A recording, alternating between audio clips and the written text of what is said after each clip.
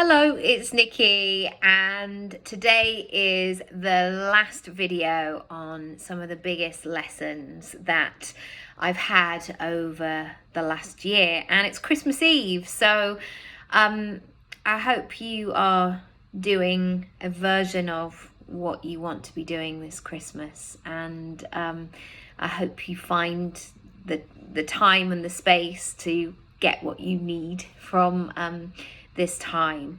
And it feels a very apt one today, that one of the biggest lessons that I've learned this year, and it's become very, very apparent, is to make sure that I am finding and celebrating all of the joy and finding it right now.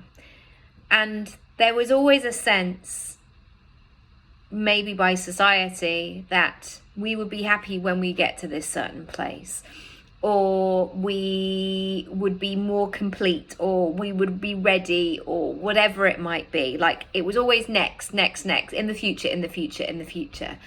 And you know what? It's about now. And that has been my biggest takeaway this year. I've spoken about people who I've known this year who have died, and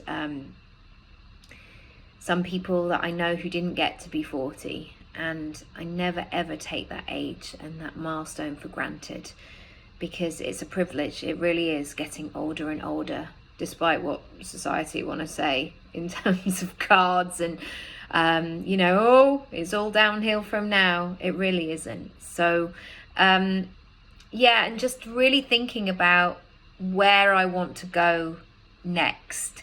Yes, but also, what am I enjoying on a day-to-day basis? And sometimes the mundane is actually the really magical times. It's that sense of belonging, it's familiarity. Sometimes it's sitting around the table and watching Strictly Come Dancing, or whatever it might be in your family. And it's about those small moments as well.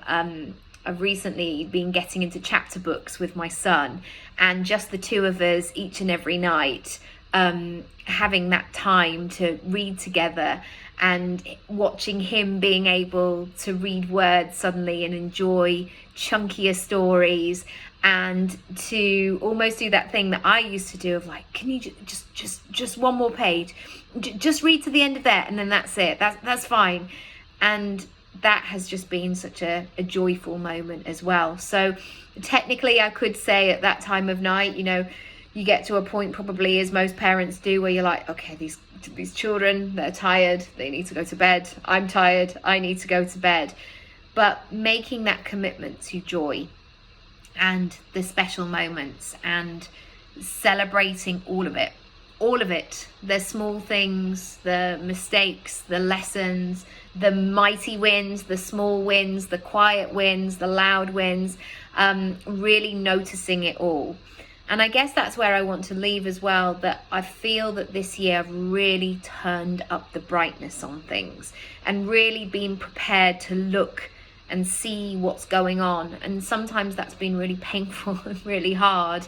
I was talking to my friend the other day who was talking about therapy with me, and I was saying, it's like when you have therapy, it's like you're in a pond and you're bringing all this gunk to the surface of like, and there's a time with therapy where you just feel like you're up to your neck in it and surrounded by it all. And then there does come a moment where you can start to clear it.